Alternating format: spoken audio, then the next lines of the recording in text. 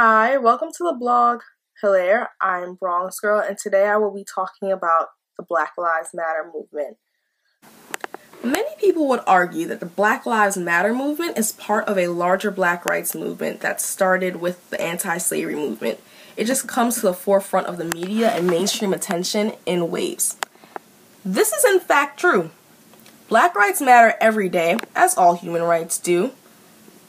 It's just that the public has a very short attention span, so movements die down and often much of what has been won gets eroded over the years. But I assure you, all the people protesting in the streets aren't crazy. When a movement breaks out, it is really like the bursting of a dam. The pressure has been building for a long time.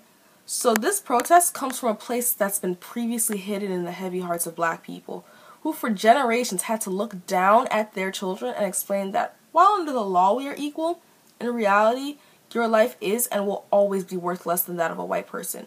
And it is from this singular fact that this movement has arrived. It is very easy to think that these people just have a problem with law and authority, but trust me, that isn't the case. We do, however, have a problem with its application. It seems like at every turn the law is not made for us, but against us. If you look in the annals of African American history, one can see the 3/5 Compromise written in the American Constitution. One can see that of the first 6 American presidents, including Thomas Jefferson, the writer of the Declaration of Independence, only the Adamses weren't slaveholders. One can see the Tuskegee syphilis experiment, where the government used black men as guinea pigs and allowed them to die, and one can see images of the civil rights movement. Images of police officers setting dogs and hoses on peaceful protesters. When we look around today at stop and frisk and at how prejudice means that sons of the black community consistently keep getting shot and abused, and how the law seems to look the other way, it is very hard for me to look at black people in the streets and see miscreants and irrational law-breaking people. Instead, I see people impacted by a negative history that seems to always paint a target on our backs, ready to shoot us down. And I see people tired of it. Tired of that being our truth, and tired of people with white skin privilege not understanding that truth. And on top of it, making us out to be liars just because they can't see it. There is a history behind our actions. There is a history behind our anger. There is a history behind our frustration, and we are tired of being unequal. That being said, we continue to protest. We continue to march. We continue to sacrifice, and yet very little changes. With each wave of people stepping up to protest inequity, we make strides, but the underlying truth of our plight remains the same. We are still unequal. This is not just the truth for the black rights movement, but for every movement. What is it going to take to bring about a real salient change, or a real salient change? Well, a large part of the problem is prejudice and inequality are not just built into people's attitudes, but it is built into our country's infrastructure.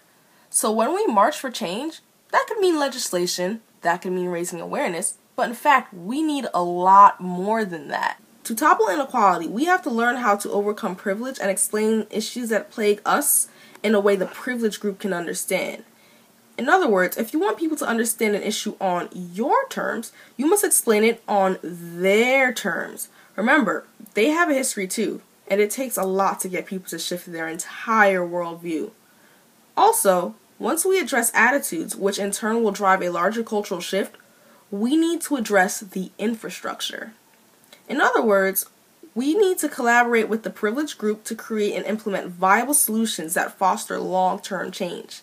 Lastly, we need to understand that none of this is easy, and none of this happens overnight.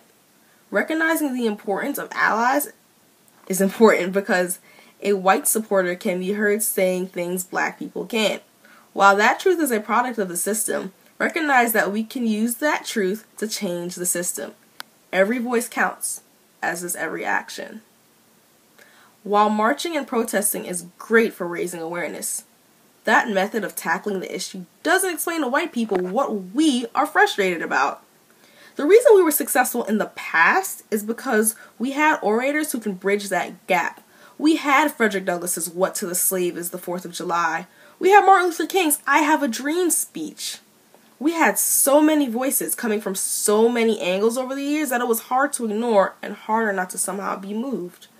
If now all we have is frustrated black people on the streets, then we are just playing into the angry black person stereotype. We need more. We need to be more dynamic, and we need to cover more ground.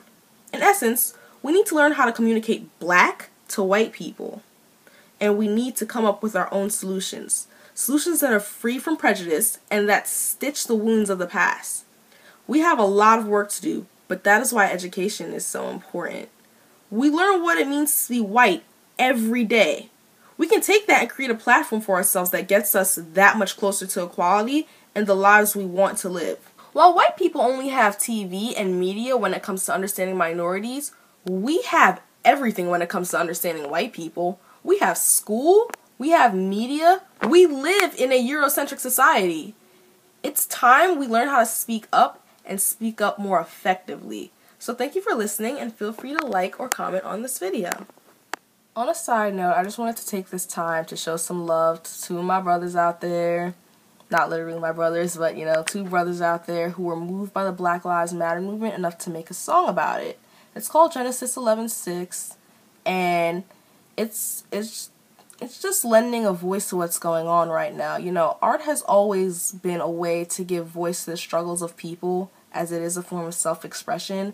And that's what these two men have done. They're black men with kids. They know what it's like to look down at their children and have to explain to them, hey, look, you're black in America. Understand what that means. Understand that means your education's going to be substandard. People are going to look at you and think that your education is substandard. Recognize that, because they both have sons, recognize that, you will be pulled over by the cops someday, and that your life just isn't worth as much as a white kid's in this society. So they are very aware of this issue and what it means as black men themselves, and so they have chosen to take part in the long-standing tradition of using art as a medium to raise awareness. So I urge you to support the song. Comes out February 26th. Like it, buy it. It's on Spotify. It's on all channels, whatever you like. Feel free to come out in droves and support them, as we do need to stick together. And thank you. That's all I wanted to say.